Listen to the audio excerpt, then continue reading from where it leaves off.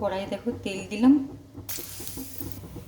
গরম মশলাগুলো দিয়ে দিলাম, একটু তেজপাতা দিয়ে দিলাম, কেটে রাখা পেঁয়াজগুলো দিয়ে দেবো।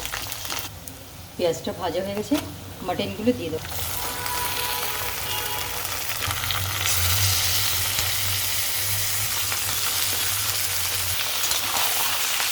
ভালো করে মিক্স করে নেব।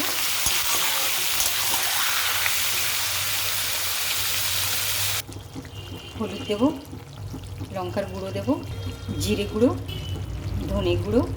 মাটনগুলো ভালো করে ফ্রাই হয়ে গেছে, সব মশলা দিয়ে দিলাম, একটা টমেটো দিয়ে দিলাম। এটা আমি ভালো করে কষিয়ে নেব।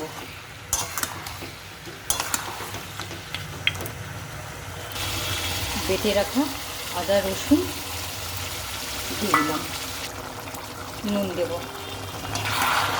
এটা একটু ভালো করে কষে নেব।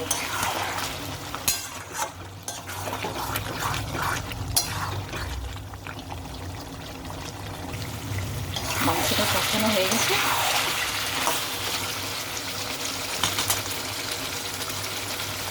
আলু দিয়ে দেবো। আলু দিয়ে ভালো করে এটা কষিয়ে নেব।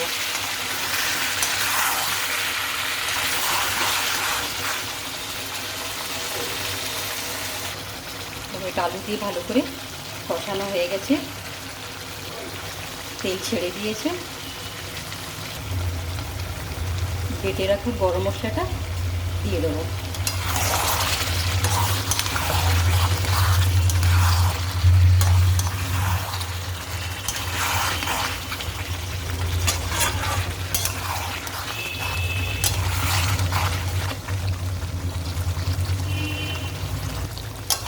মাংসটাকে কষানো হয়ে গেছে,